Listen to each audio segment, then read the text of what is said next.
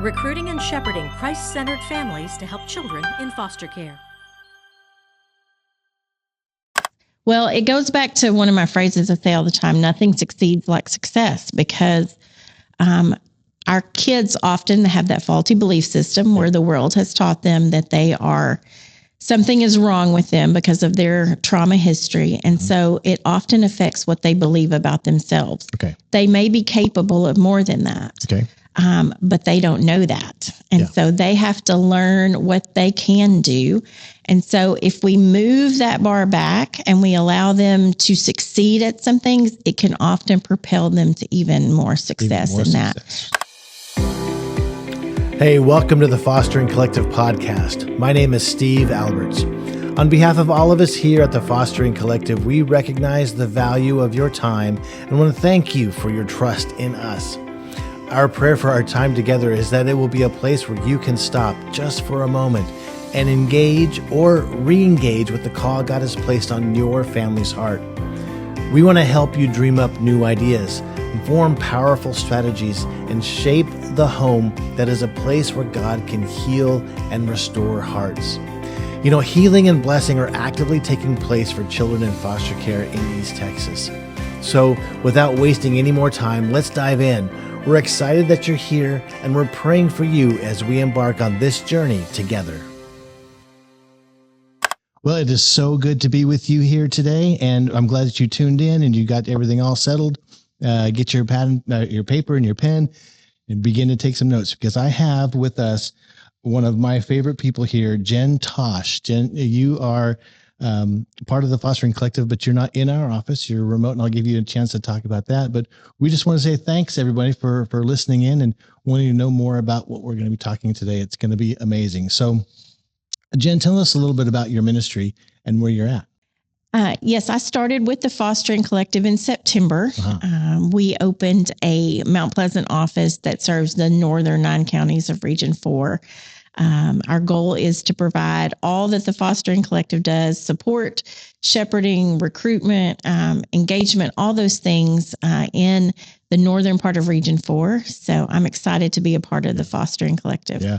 And so those of you that have been by the Tyler office, you see that there's quite a bit of things, and we have a lot of people. So Jenn, you're doing a lot of people's work all by yourself up north. I am. I'm a one-man show right now. My official title with the Fostering Collective is Area Ministry Specialist, which translates to I do all the things. Yeah, yeah. And you have a relationship with churches that's unique amongst some of us here on staff. I do. I was on church staff for 25 years, 19 of those at one particular church. And so I have a love for the church. I think the church is uniquely equipped to step into this space to bring hope to kids in foster care. And so that's one of my main goals, is to help the church be what the church is meant to be in this space. Yeah. When I came out in November, there was an instant recognition of you being one of our people, you know? And so being able to have a relationship with other churches and having a strong relationship. And when I went up there to Mount Pleasant, how powerful your relationship is with a lot of those churches up there is pretty profound. And so you're making a big impact up there. Sure. Thank you. For sure. We're trying. Well, you know, you came down to talk to our families a couple of weeks ago, and I was blown away by some of the things you were talking about. And we wanted to kind of give you another opportunity to discuss these things again and have people listen in on this topic of what it means to have expectations and what it means to be successful and how those things merge and how to navigate those things. And the struggle that parents and that we all have about what we want our kids to be able to do and what they are able to do. You were able to present that to some families that was just eye-opening and counterintuitive. Yet when you listen to it, like, oh yeah. It's not, I may have missed something here in the parenting translation of what we do. So let me just go ahead and kick this off. When it comes down to you titled the presentation was setting our kids up for success. And so what does that mean when you talk about success? What are we talking about? Well, I do. I believe we can't set our kids up for success until we define what success means. Yeah. And so we talk that night. Culture will tell your kids, I always say it's the 3 B's, beauty, brains, and bucks. Are they attractive to the world in some way? Are they smart? Are they achieving in school? Are they going to make it to that certain college we have picked out? Mm-hmm. And then are they able to someday bring in an income? Do they have those skills to do that? And I think that definition of success alone can be very dangerous for our kiddos. I think it can be dangerous for all kids, but especially our kids that have been through really hard things. If we don't have that appropriate definition of success, we're going to set a bar or a goal for them that they may not be able to accomplish. And then everybody's frustrated. Right. And you said for everybody. So we're talking about those of us that have family members, kids that we call them bio kids, and then the ones that we are fostering, adopted. There are different expectations and stuff like that when it comes down to that success. So what's important to understand, and how do we as parents have this clear and appropriate definition? What does that look like? I think the thought process and making sure that we have that clear definition of success for our kids is so important. And I'll talk about this a little at the end too, but to really know what our kids' biggest need is at the time. If we can really take the time up front to determine what that is. Yeah. And let me give an example to kind of help this out. Yeah. I have a kiddo that a client of mine, I'm a parenting coach. And so I have a client who their child enrolled in soccer because they thought it would help them and it would benefit them. And they came to me and said, soccer is not working. Like, he hates soccer. He's not great at it. Should he quit soccer? And I said, well, there's not a clear-cut answer to that. Right. The answer is, what is his biggest need at this time? Is his biggest need resiliency and we can push through hard things? Or is his biggest need to be heard and to have felt safety? And so after talking through some questions, we determined it was best for him to let soccer go. We experimented with soccer. It wasn't for him. And it was important that he feel heard in that. But for another kid, I might say, hey, that kid needs to tough it out through the season. And so that's the problem when we have a definition of a success that's kind of universal, where we say, oh, in this family, we don't quit things. Yeah. Or in this family, we do this. If we have these universal expectations of success, sometimes we can miss what our kid really needs. Right. And so you're kind of putting you're rearranging what that is. Yes. And so you're saying success comes, how would that be? So you're setting before your definition of what success is for that child, before your expectation versus the other way. Yes. Yeah. None of us would like to go to work for an employer that has a high standard of success that we don't have the ability to meet. That would just be frustrating. Yeah. But often as parents, we do that for our kiddos in a well-meaning way. We want the best for our kids and we want to set high expectations for them.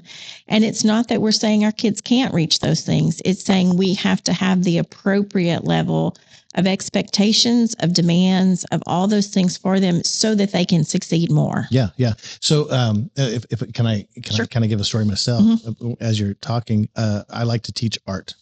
And, one of the things I hear a lot from kids is, I can't do that. I can't do that. And so I have a stuffed Yeti, like a little white snowman, a bubble snowman, and I'll throw it at him and I'll say, yet I can't, but I will. Right. Correct. So it's this idea of, okay, right now, let's back off. Your expectations are too high. So let's go ahead and say, what are you doing right now? Succeed here. And then we'll step that forward. That you mentioned also some of the things that block that, and that's the trauma. It is. I will say all this works for any kiddo, but for our kids who have experienced really hard things, it is imperative that we recognize that they have some things that might limit where we can set the bar at certain times in their life. So we call those the 5 Bs. They're from Karen Purvis Institute and TBRI. And so trauma affects our kids' bodies. They just don't respond in the same way. They may have shorter attention spans. They may have some sensory issues.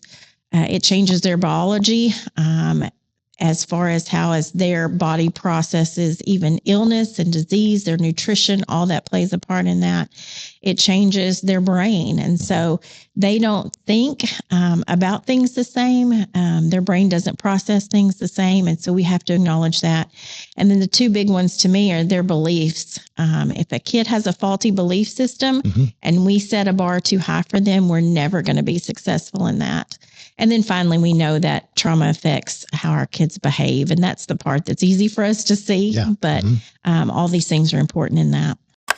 Hey, this is a perfect opportunity to tell you about our other podcasts that deal with the topics that Jen and I are talking about right now.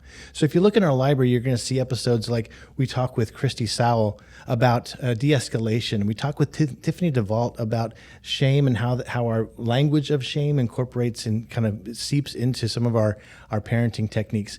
There's a lot of things that are in this library for you to be able to look at. So don't be afraid to look at that. So after this, go ahead and plug into what those other episodes are all about.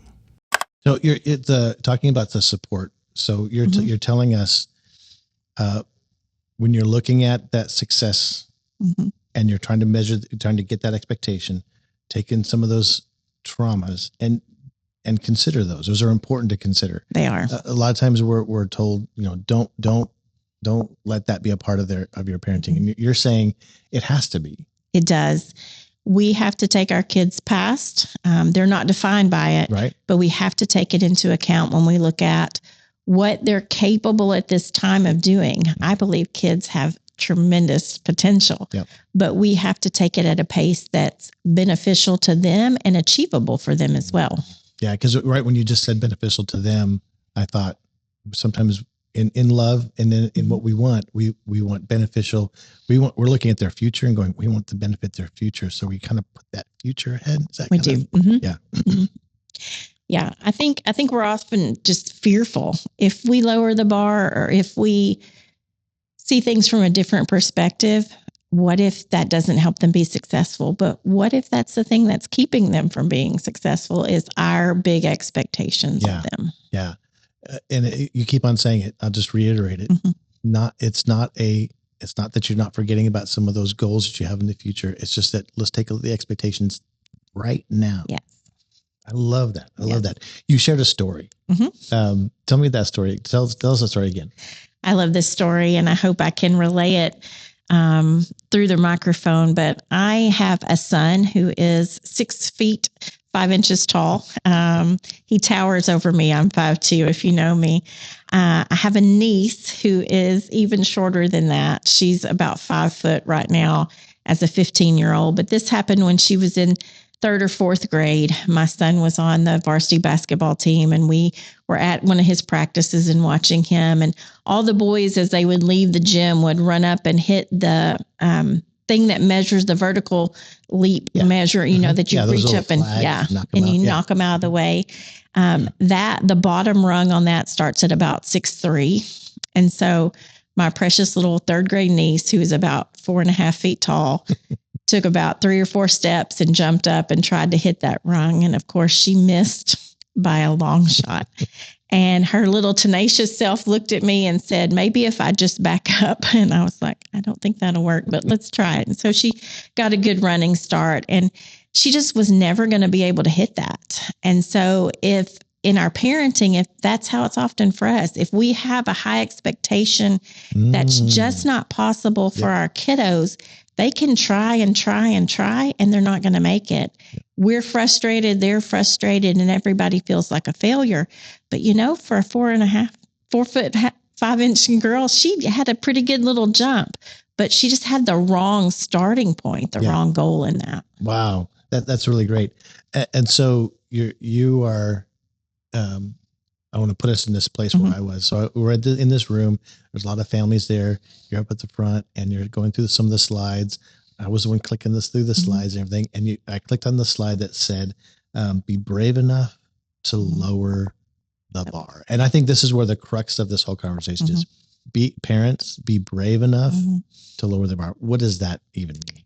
It does. I love that phrase, be brave enough, because I think fear and hesitation and all those things keep us from so much. And so, again, we want the best for our kids. Everybody looks at their kids and says, I want this kid to be successful. They're the best. Yes.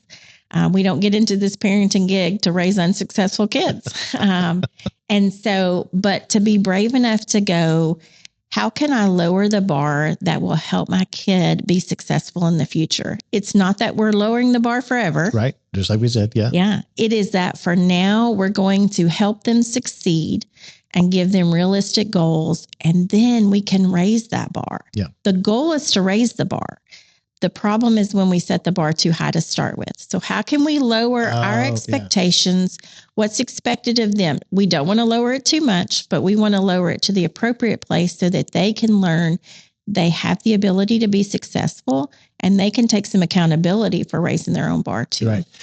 I learned this in another, I was reading something else, and maybe you can explain this. This is not part of our notes, so I'm sorry. But it's the zone of proximal behavior. So it's what do they know and what can they do? And that space in between. Space in between, yeah. So what does that, just real quick, what does that mean? Yeah. Pastor, church leader, we want an opportunity to tell you about something happening that's very, very special for the Fostering Collective. August 28th, we are having our very first banquet. The banquet's theme is a seat at the table.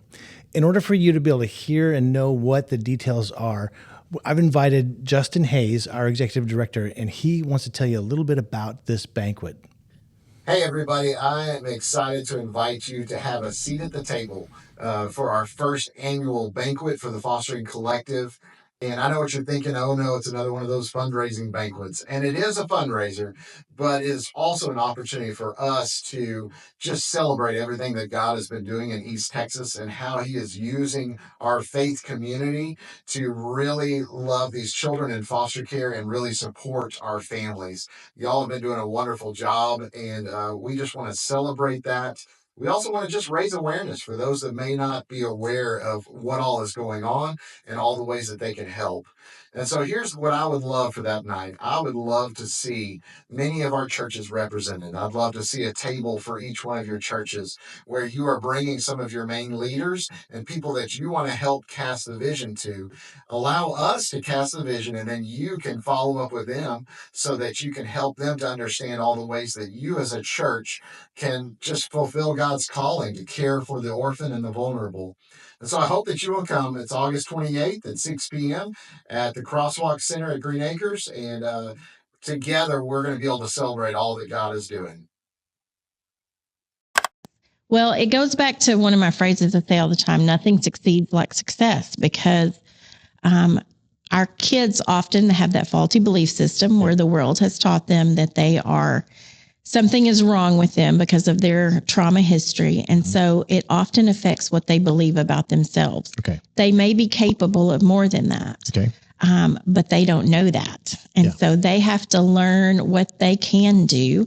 And so if we move that bar back and we allow them to succeed at some things, it can often propel them to even more success that, because we've addressed the belief system. Yeah. Wow. You are touching on something that I think is looking at this idea of when you're looking at that child, what their needs are versus your other child, which is in the same house, eating the same food, watching the same TV shows, but their needs are totally different. You're looking at them as individuals. You are. Exactly. Right. I think being brave enough to lower the bar, sees every kid as an individual. We say all the time, if you've met one kid from trauma, you've met one kid from trauma. How kids process trauma is different, how it affects them. And so to see our kids as individuals is so important in this. And your experience would say they can recognize that. Mm-hmm. Yes, definitely. Yeah. What are some things, how does that change them? When you do see them as an individual, when you are able to really tailor things for their need, it makes them feel seen, heard, and valued, which is the core of TBRI. We want to connect with our kids. Again, this is parenting how we want our boss to treat us. We want a boss that goes, I see your strengths. I also know your weaknesses. We're going to improve those, but we're gonna do it in a kind, connected way. Right. And so, as a fellow theologian, we'd also say that's the way God does. Gospel. Yeah. Yeah. God does the same thing with us. He is able to, and he does it perfectly, which is great. But he puts challenges in front of us. But Scripture says nothing's too much. Because he's right there. I always say all the time, if you want to know how to raise teenagers, see Jesus how he raised 12 disciples. There's some great teenage parenting in that, how he interacted with them. I think about Peter. And I think there was something, he went through some trauma when he was a kid, I think, right?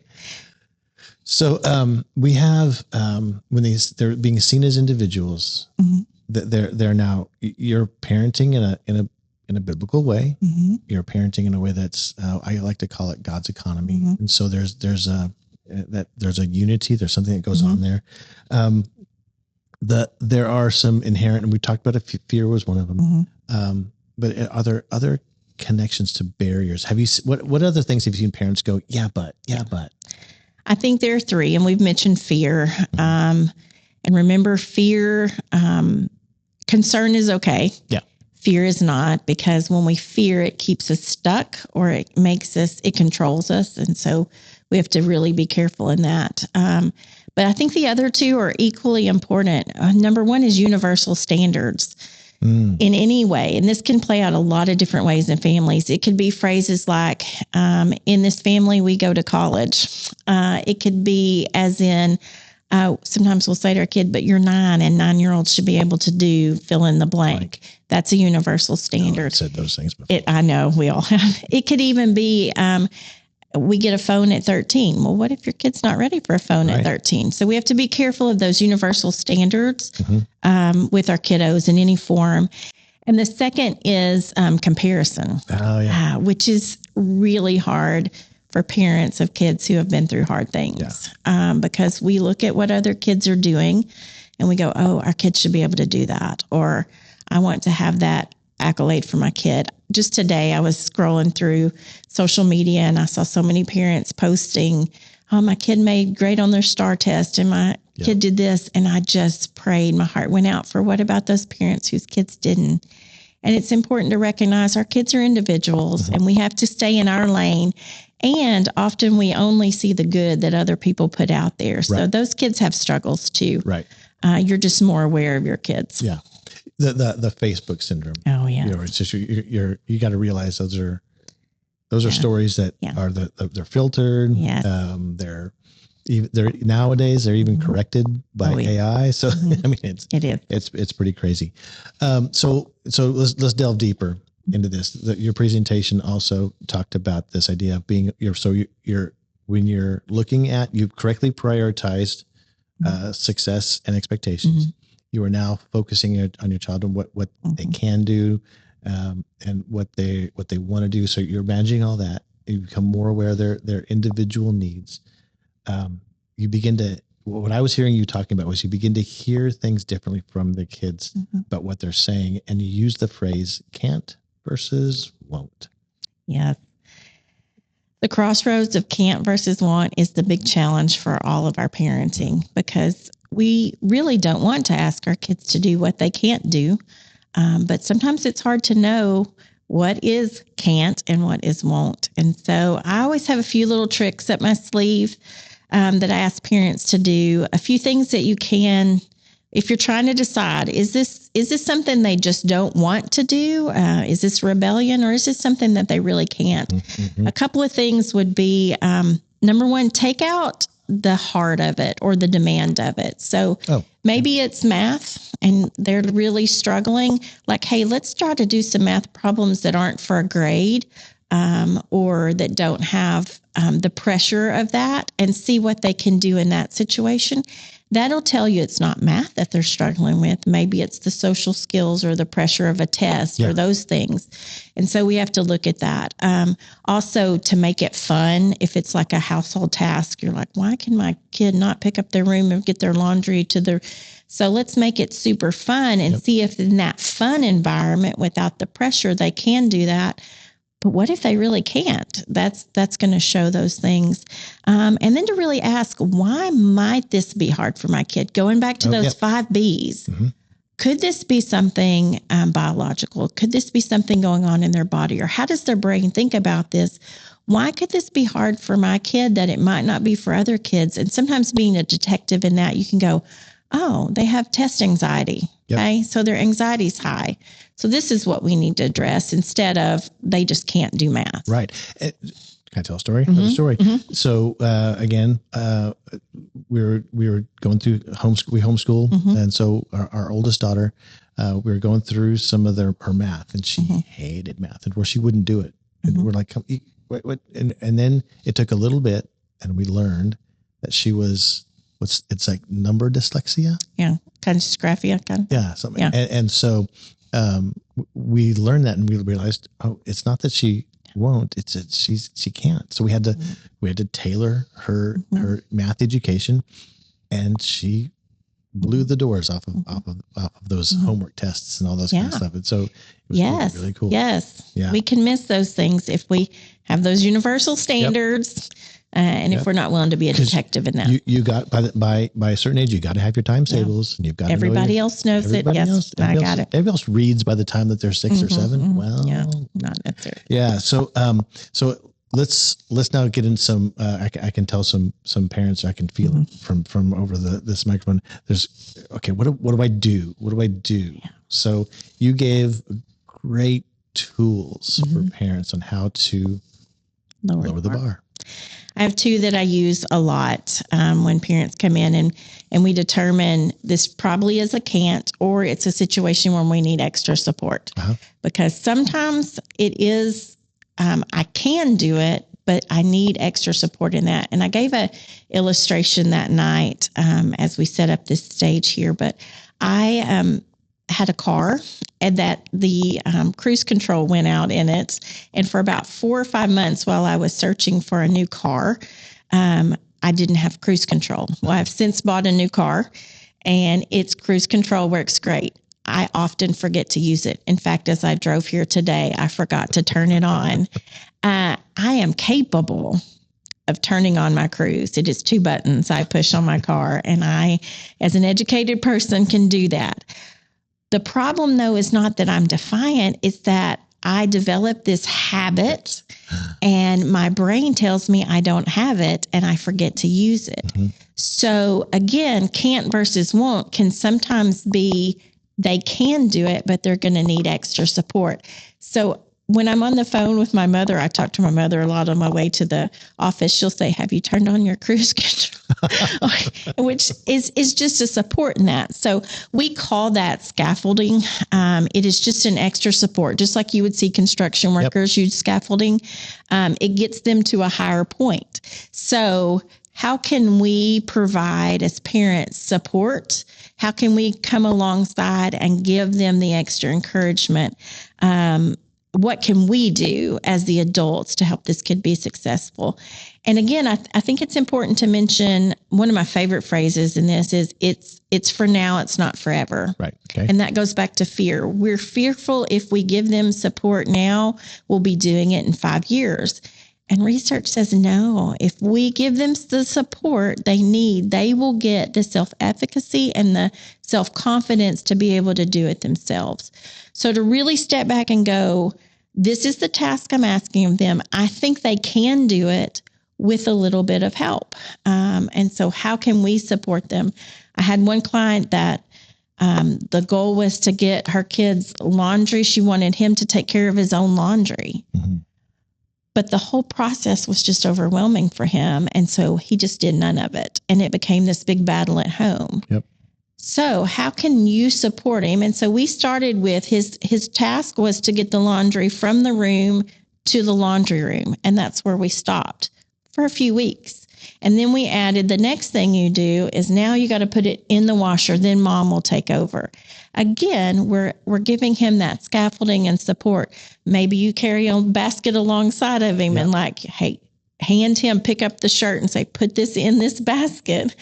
But we're giving him the support to be successful so that he believes he can do it. Yeah. We did the same thing with laundry. But we had like instructions. Here's the here's how you turn it. We little arrows on the laundry machine. And they were teenagers when we did that. Yeah. And so it happens. And I had a mentor of mine even say in ministry, do you think you got where you are all by yourself? No, it was because you were on the backs of other people. So people help us all the time to get our jobs done. We do. And so let's think about that with the kids. Yeah. Like that. This works great for kids that are looking for their first job. Maybe we help them apply for those and you go, oh, I want them to know how to do it on their own. Well, they have to learn. Yeah. But how can we, that's the question. How can we step in and help and give support? The kid's still doing it, but we're right there along the way. You were talking about this idea of scaffolding and building things incrementally. So you're kind of breaking things. I think you even mentioned this that night. You break things down into steps. Okay. Yeah. So what's the problem? You've identified, which area, which one of the B's this is, but then let's break it into steps and let's tack it along. Those of you that are really keen and book readers, this might sound familiar with Atomic Habits. I don't know if you read that book. I have. So you're habit stacking. You're you're getting this down. You got that down.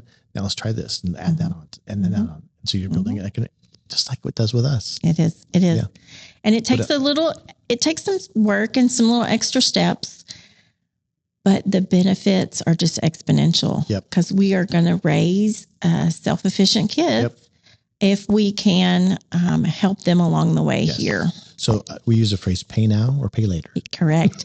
I say choose your hard. Choose your hard. Yep. You can be hard now or it can be hard later. That's right.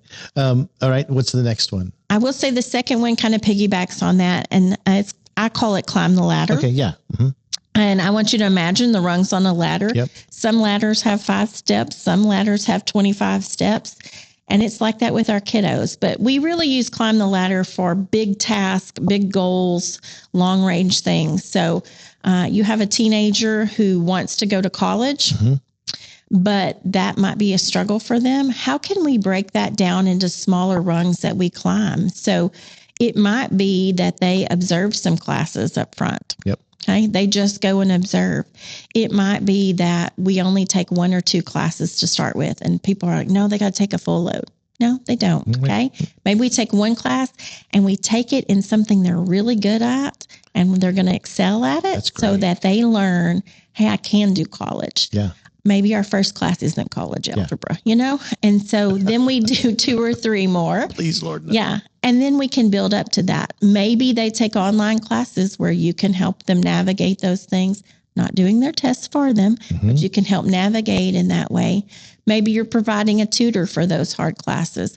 But again, we're making that goal at the top of the ladder and we're climbing those rungs in small bits. Yeah. But this can be applied to many things. Yeah. So as with most any kind of parenting book that you pull off the shelf and even probably in your coaching, the goal is the child, but you find out that the parenting is more dealing with you as the parent. And so you've come up with a list of questions to kind of unstuck some of the parents who are maybe on autopilot or maybe have, because of other emergencies, they've I don't know, let go of the wheel a little bit, or they just need to be just another way to hear this truth. And so you came with some great questions here. I do. I have 9 questions that I think are important to ask yourself when you're trying to decide, do we lower the bar? Where do we set the bar? What can that look like? So it's just a way to make a plan. Yep. We're going to give you a little bit of warning, those of you who might be driving, to now, this is your time to start pulling over into the parking lot. Pull out that pen and paper because these are some great questions. Number 1, we're going to ask ourselves, what is the task, goal, or demand that I'm asking my child to complete? And you may go, well, I know what I'm asking them. What I really mean is to really think through, what do I want from this child? For example, if I say I want them to make all A's this semester, okay, I may be really saying I want them to work hard, okay? Am I really wanting an A or am I wanting to see effort? I want my child to, again, take their laundry and do their laundry. Is that what I'm asking? Maybe it is. Or am I just looking for more responsibility? And once I really know what I'm asking, then that will help me find where the appropriate bar is. Yeah. Wow. Great. Number 2, why is this important to me? And people like to skip this one. Yeah, you're stepping on some toes now. I know, because going back to those 3 things we talked about, where we're fearful, where we're comparing, or where we have unrealistic expectations, to check your own motive and go, oh, I want them to do this because I saw my friend's kid be able to do it.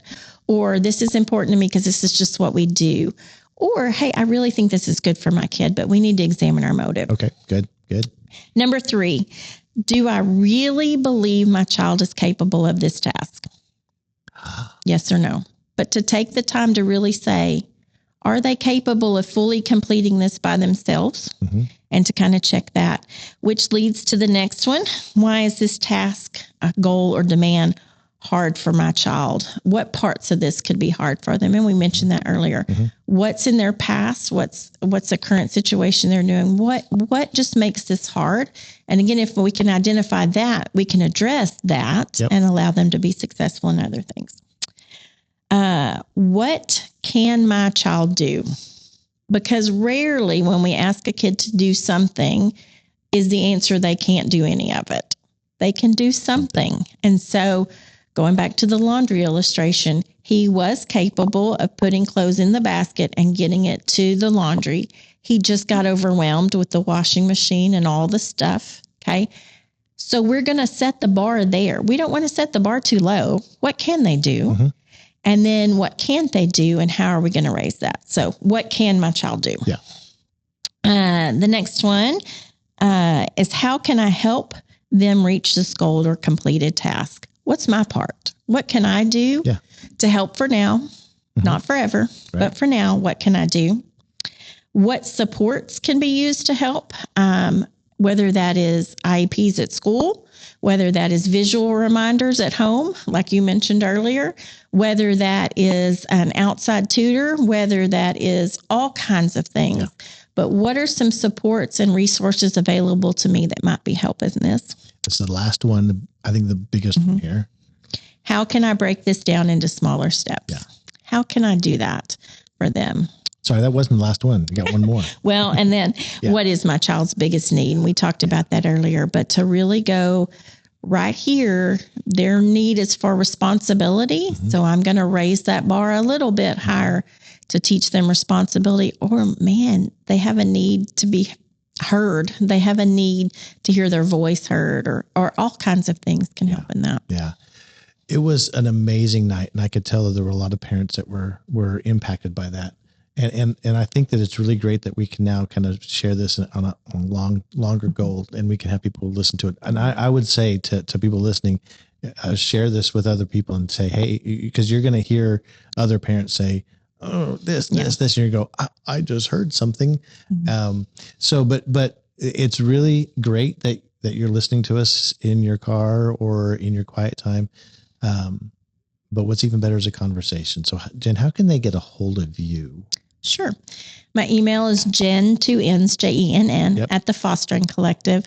I would love to connect with anybody. I'm a trauma-informed certified parenting coach, so I love to walk with families through the hard or even the not so hard. I'd love to be a part of helping you make a plan on how you can help your kid be successful or deal with difficult situations. And so I would love to connect with you. So to send her an email. I can also tell you that if you go to Mount Pleasant, I don't know what street it is on, but there's a window to your office and you can just knock on your window. There is. Come see me in Mount Pleasant. Where are you at? You're in that little mall in downtown. Kind of, yeah. It's, it used to be the old Mount Pleasant. Yeah, it's horrible. Sorry. It's called Main Street Center, but it is at 217 North Jefferson in Mount Pleasant is our office. Yeah. So it was really great. So when we were there, we went up there with your the grand opening, and so it was really neat, really great. And you're connected with the Heart Gallery, and you're sharing with a bunch of things going on. There's a good chance that if you're listening and you're in Mount Pleasant, you already know who Jen is. I do want to say before we leave, I wanted to finish the story about my niece. Okay. Yes. At the very end, my son finished basketball practice and he came over and put her on his shoulders and they jumped up and touched that rung. So may that apply to us all. Exactly. Wow. So, this was a blast. It was. I'm so glad that you took some time out, and you're actually here in person, and so you got a big drive ahead of you going back home. And Jenn, I just want to say thank you, and it's an honor to be able to work with you, and just the thing that you're doing. And so, is there anything else we didn't talk about that you just said I need to mention this? Because I don't think so. Just be brave. Be brave, parent. Be brave. You're doing a great job, and it's not a shame to ask for some help. And so give us a call here at the Fostering Collective. We've got a lot of people here that can help no matter where you're at. If you're in Henderson, if you're in Mount Pleasant, even if you're way up in Paris, we can help you out too. So Jenn, bless you. Thank you so much. Thank you, Steve. All right. Have a great day, everybody. Drive safe or drink the rest of your coffee and get busy with the day. All right. Love you guys. Bye-bye.